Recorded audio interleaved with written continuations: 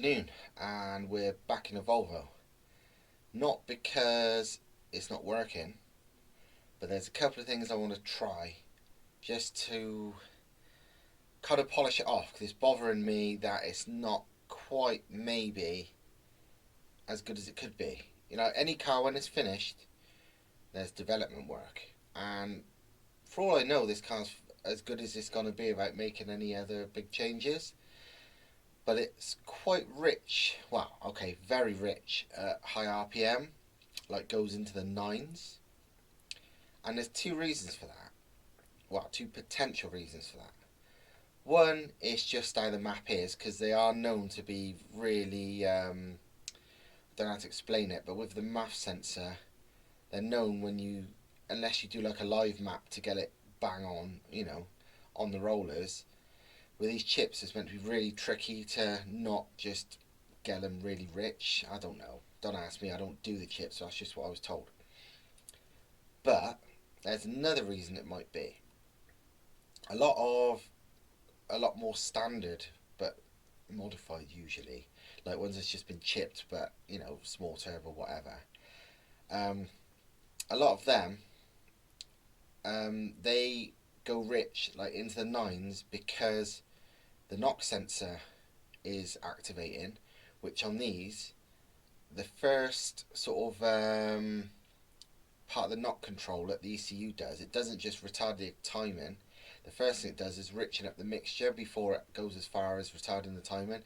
It then does that if, you know, richening up don't help. And that's what can make these cars go into the nines. But I know this isn't denting. I have checked with, well, to the best of my knowledge, it's not. I've got deck cans, homemade earmuffs, deck cans. These fuckers, I'll show you. These, which are basically homemade deck detecting things. Obviously, just some earphones with some pipe. This goes to a piece of metal, piece of copper, bolted to the block where the original knock sensor is. And in there is, well, the only difference I've done compared to a lot of people, most people just run these straight in and that's it. On these, I've actually got a little smaller bore hose, which kind of all actually pokes into my ears a little bit, which makes them a bit more accurate, sensitive. I don't know what you want to call it, but I can't hear any knock. I'm fairly certain, almost totally sure, there's no knock on this car. But it's well known on these Volvos that the knock sensors, what do you want to call it, oversensitive.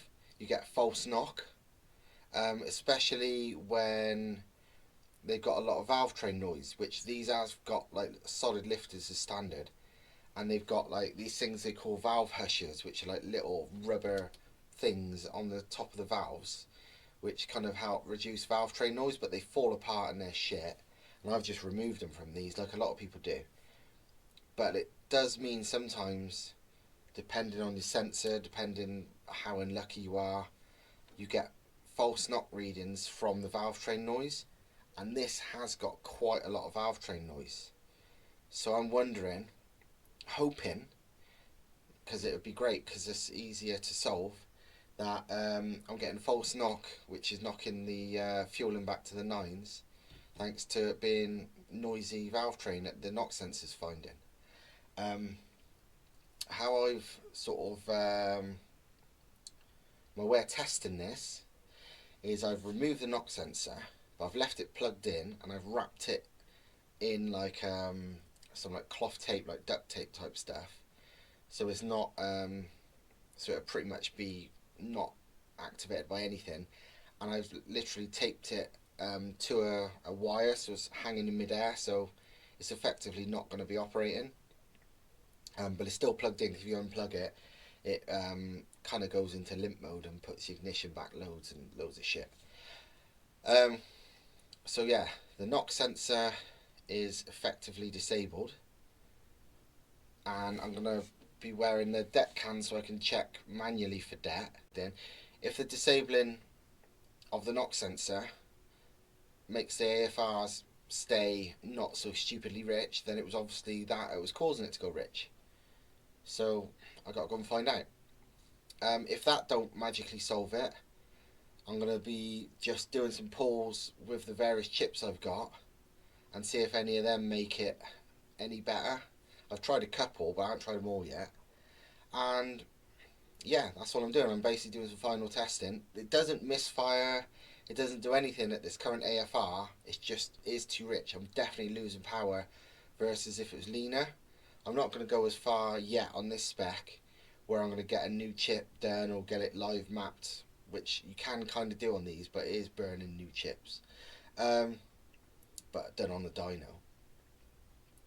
I'm not doing anything like that on this spec. I don't want to spend more money on this because it still runs fine as fast as fuck. But I'd like this spec to be as good as I can. So I'm going to do this test, see if it helps. If it doesn't, I'll just put the knock sensor back as it was and forget it. I'm going to change to a couple of chips that I've not tried yet. If they are, good times. And if this as it is the best it's going to be, then fuck it, it's best it's going to be. It's safe, it's fine, it's just potentially not as powerful as it would be just because so fucking rich.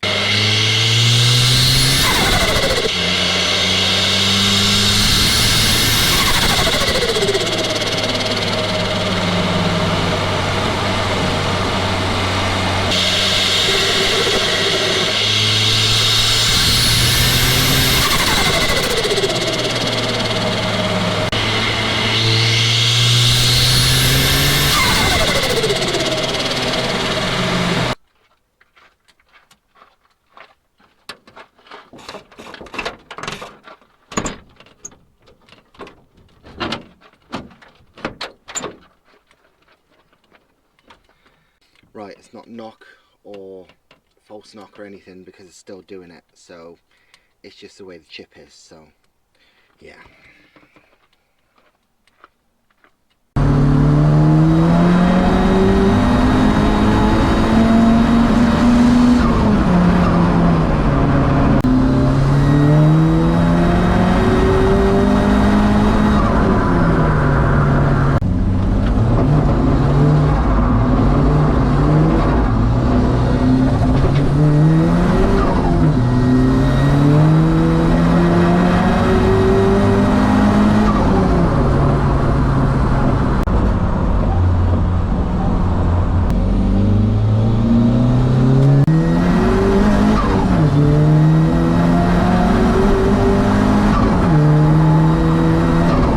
Right, testing complete, and fuck me, I fixed it.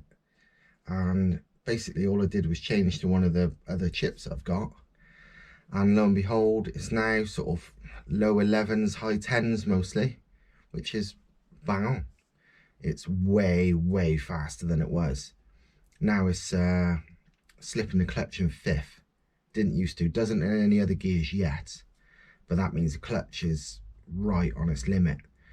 So it looks like I'm gonna have to buy a new clutch and flywheel soon. But I tell you what, it fucking moves now. It is genuinely pretty fast. I better dyno it soon. Not purely because I'm interested in what it's making, because, well, nobody really seems to tune these B200 FTs. And I have a bit, not for any money, but I have. So it'll be interesting to see what it actually makes, because most people don't even make 300 brake on even the B230s with spending money on all sorts of crap. So this feels more than that, way more than that. So be interested to see what I'm making from the little 2 litre that nobody wants. But yeah, other news is my GoPro mic adapter thing is fucking broke already. I want the GoPro, the media mod, the thing that sort of goes around the outside of it, but they're just out of stock everywhere. They have been for months. I've had one on order since about bloody March, and they're just nowhere. And this is GoPro just not doing them. So I've used one of the older adapters, and it's such a fragile piece of shit. The plug's knackered already. So most of the footage off this video is purely from the normal GoPro mic, which is crap in comparison. So I'm a bit pissed off with that, but I'm very pleased the car is pretty fast. And yeah, I reckon I should get out on a dyno before I break something, I reckon. So, and also do a drift day, because, well, skids on the road's a bit, you know, boring. So, anyway, right, I'm off. Bye-bye. The next day, as the weather was nice and the car's working properly, I decided to drive the Volvo to work, well, to the workshop. Although it's a stripped out crazy thing, I could honestly daily drive this. It drives really nice. Unfortunately, all the bonnet and boots on pins, so I don't think I trust leaving it anywhere. But honestly, it drives great. And under the bonnet, while it's like a 200,000 mile plus stock B200 FT bottom end, honestly, it's so far anyway, it's loving life. Like I said, it's running 30 psi, it's getting a right beat in. It hasn't used any oil. Literally, the dipstick has stayed exactly the same, you know, and using oil is kind of to be expected on any sort of hard used turbo car. Never mind one with this kind of miles, but don't use any oil, and it's just loving it. You know, it sounds like it should blow up any minute, you know, 30 psi, ancient engine, whatever. But, you know, maybe it's tempting fate saying about it, but so far it's fucking brilliant. 1 hour later.